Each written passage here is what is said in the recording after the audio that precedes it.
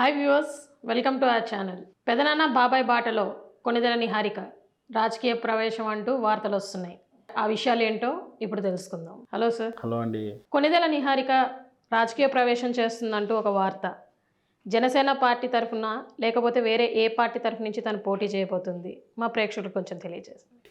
నిహారిక వార్తల్లో వ్యక్తిలా తయారైంది. ఎందుకంటే మొదటిసారిగా ఎప్పుడైతే సినీ ప్లాట్ఫామ్లోకి టీవీ షో ద్వారా రావడం, ఇప్పుడు అక్కడి నుంచి మొదలు పెడితే ఆమె చేసిన షో కానీ ఏదైనా సరే సెంటర్ ఆఫ్ ది అట్రాక్షన్ ఉంటూ సహజంగా ఆమె మెగా ఫ్యామిలీ నుంచి వచ్చింది కాబట్టి ఆ లైమ్లైట్ మొత్తం చుట్టూ ఉంటుంది. ఎప్పటికైనా ఒక సెంటర్ ఆఫ్ అట్రాక్షన్గా ఉంటుంది. ఆ ప్రాజెక్ట్ కొంచెం ఎలివేషన్ వస్తుంది. ఆ ప్రాజెక్ట్లో ఇంతో అంతా చూడదగ్గింది, వినదగినటువంటి వినోదాత్మకంగా ఉంటే ఆటోమేటిక్గా సూపర్ హిట్ అవుతుంది ఆ ప్రోగ్రాం. సో అట్లా నిహారిక చూడడానికి కానీ ఆ చార్మిస్గా ఉండడం కానీ, గ్లామరస్గా ఉండడం, ఫన్నీగా కొంచెం జోవియల్గా ఉండడం, ఆ ఫ్రాంక్నెస్ క్యారెక్టరైజేషన్ తోటి ఆమె కొంచెం రికగ్నైజ్ అయింది. అది ముఖ్యంగా జబర్దస్త్లో వాళ్ళ డాడీని ఇమిటేట్ చేస్తున్నటువంటి కొన్ని ఎపిసోడ్స్, ఎప్పుడైతే టీవీ మీడియాలో పాపులర్ అయినటువంటి షో ఏదన్నా సీరియల్ కానీ ఉన్నప్పుడు ఖచ్చితంగా గ్రామీణ స్థాయిలో రూట్ లెవెల్కి వెళ్ళిపోతుంది. అంటే ఎక్కడో గూడెంలో ఉన్నటువంటి వ్యక్తులకు కూడా ఆర్టిస్ట్ పరిచయం అయిపోతాడు, లేదా వాళ్ళు చెప్పిన కంటెంట్ కనెక్ట్ అయిపోతుంది. సో అంత పాపులర్ అయినటువంటి నిహారిక కాబట్టి తను ఏం చేసినా కూడా అది అందరి వైరల్ అవ్వడం కానీ లేదా మీడియా కవరేజ్ ఎక్కువగా ఉంటుంది. దురదృష్టవశాత్తు ఆమె పెళ్ళి కన్నా డాకులు అనేది బాగా చర్చనీయాంశమైంది. అది కాదు, ఎందుకంటే ఎప్పుడైతే తన వ్యక్తిగత జీవితంలో ఉన్నటువంటి వివాహ వేడుకను సోషల్ ప్లాట్ఫామ్లో షేర్ చేస్తూ వస్తూ, మేము ఈ డ్రెస్ కొనుతున్నాము, ఇలా షాపింగ్కి వెళ్తున్నాము, మా పెళ్ళి ఏర్పాట్లు చేస్తున్నాము అంటూ ఒక సీరియల్లా ఎప్పుడైతే పోస్టులు చేసిందో ఒక క్రేజీ ఏర్పడింది. నీ వ్యక్తిగతంగా ఉండాల్సినటువంటి వేడుకలను బహిర్గతం చేస్తూ వస్తున్నప్పుడు నీ వ్యక్తిగత జీవితంలో జరిగిన మార్పులను కూడా వినడానికో షేర్ చేయడానికో ఇష్టపడుతుంటారు. కాబట్టి నీ మీద వచ్చినటువంటి రూమర్ ఏదైతే ఉందో అది విడాకులకు అని చెప్పేసి, ఆ విడాకులు అయినాయా కాలేదన్న సందిగ్ధంలో ఉన్నప్పుడు రకరకాల కథనాలు వచ్చాక చివరికి ఔత్సాహికమైనటువంటి ఒక జర్నలిస్ట్ తీసుకొచ్చినటువంటి విడాకుల అగ్రిమెంట్ పేపరు, దాంతో ఖచ్చితంగా వాళ్ళు ఒప్పుకోవాల్సిన పరిస్థితిలో బహిర్గతంగా జరిగింది. వివాహం అయినా విడాకులైనా వ్యక్తిగతమే అన్నది. ఎప్పుడైతే సెలబ్రిటీ హోదా ఉంటుందో వాళ్ళ వ్యక్తిగత విషయాలను తెలుసుకుంటారే కానీ జోక్యం ఎవరు చేసుకోరు. కాబట్టి మీడియా కానీ సోషల్ ప్లాట్ఫామ్లో కానీ ఛానల్స్ కానీ బట్టి కొంచెం చర్చించడం కానీ జరిగింది. ఇంతవరకు బాగానే ఉంది.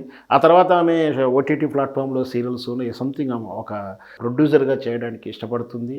ఆమె ఇష్టమైనటువంటి రంగంలో ఉంది, అది కూడా ఆహ్వానించదగింది. అయితే ఇప్పుడు ఆమె రాజకీయాల్లో కూడా వస్తుందంటూ కూడా ఒక వార్త రావడం జరిగింది. కానీ ఆ కుటుంబం నుంచే వాళ్ళ బ్రదరు వరుణ్ తేజ్ ఖండించడం కూడా జరిగింది. వాస్తవానికి వస్తే జనసేన పార్టీ నుంచి వస్తుంది. ఎందుకంటే వాళ్ళకు వ్యక్తిగత విభేదాలు లేవు పార్టీ తరపున. ఇప్పుడు జగన్మోహన్ రెడ్డి వైఎస్ఆర్ పార్టీలో వాళ్ళ షర్మిలతో ఉన్నట్టు విభేదాలు లాంటిది ఏమీ లేదు. వ్యక్తిగతంగా వాళ్ళంతా కూడా కలిసే ఉంటారు, మంచి అభిమానం ఉంది. పైగా ఎవరు కూడా ఇతర రాజకీయ పార్టీలతో లేరు కాబట్టి ఉన్న ఒక పార్టీ జనసేన కాబట్టి ఖచ్చితంగా జనసేనకి మద్దతు ఇస్తుండ్రు. వాస్తవానికి పోటీ చేస్తేనే మద్దతుని కాదు, పోటీ చేయకుండా మద్దతు ఇస్తారు. దాంతోపాటు ఏదన్నా వీడియో బయట ఇవ్వడం కానీ, లేదా ఒక కార్యక్రమాన్ని నిర్వహించడం కానీ, ఎన్నికల సరళిలో ఏదో ఒక ప్రోగ్రామ్ ఇస్తూ వాళ్ళు పనిచేయడానికి సిద్ధంగా ఉంటారు. అది మెగా ఫ్యామిలీ అందరూ వస్తారు. అంటే మన గ్లామరస్గా స్క్రీన్ మీద కనిపించే ఆర్టిస్టులే కాకుండా తెర వెనుకుండే వాళ్ళు చాలామంది ఉంటారు. చిరంజీవి వారి కూతురు కానీ, వాళ్ళ అల్లులు కానీ, అల్లుల తరపున కో బ్రదర్స్ కానీ, ఇట్లా ఎంత చూసుకుని చాలామంది ఉన్నారు. సో వీళ్ళంతా కూడా స్క్రీన్కి సంబంధం లేని వ్యక్తులు కూడా ఉన్నారు. వీళ్ళంతా కూడా చిరంజీవి గారు ఆ రోజు ప్రజాస్వరాజ్యం పార్టీలో పోటీ చేస్తున్నప్పుడు కానీ, సినిమా తాలూకు వేడుకలప్పుడు కూడా వీళ్ళంతా తోడే ఉంటారు, వెనుకండే ఉంటారు, వాళ్ళకి సహకరిస్తుంటారు. మంచి రిలేషన్స్ ఉంటుంది. చిరంజీవి ఫ్యామిలీ ఎప్పుడు కూడా వాళ్ళ బంధువులు స్నేహం పట్ల ఒక కమ్యూనికేషన్ సిస్టమ్ని అయితే మంచి స్నేహబంధాన్ని కలిగే ఉంటాడు. అంటే వాళ్ళని ఎవరిని దూరం పెట్టడం కానీ కాకుండా వాళ్ళకి ఇంటరాక్ట్ అవుతూ వాళ్ళు వచ్చినప్పుడు కలవడం కానీ అట్లాంటివి చేస్తుంటారు. కాబట్టి మంచి అనుబంధం ఉంది, వాళ్ళు కోఆపరేట్ చేస్తారు. అలాగే ఈరోజు జనసేన పార్టీ రాజకీయంలో ఉంది.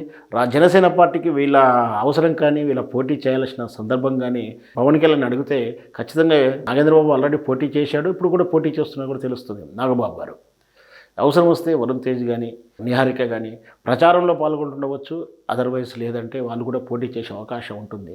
కాకపోతే ఇప్పటివరకు అయితే నిర్ణయం జరిగి ఉండలేదు. అంటే ఇప్పటివరకు అయితే ఇంకా కన్ఫర్మ్ కాలేదు, మీ రాజకీయ ప్రవేశం లేదు. నేను కానీ నిహారిక కానీ రాజకీయాలకు వచ్చే ఉద్దేశం లేదు. ఒకవేళ మా పెద్దలు, మా ఫ్యామిలీ పెద్దలు అంటే ఇక్కడ చిరంజీవి అని చెప్పు స్పష్టంగా, లేదా వాళ్ళ మదర్ కానీ ఇట్లా ఎవరైతే వెల్ విషర్స్ వెళ్ళండి అని చెప్తే మేము పని చేయడానికి సిద్ధంగా ఉన్నామని కూడా వరుణ్ తేజ్ తెలియజేశాడు. కాబట్టి వస్తే ప్రచారానికి రావచ్చు, పోటీ చేసినా ఆశ్చర్యపడక్కర్లేదు.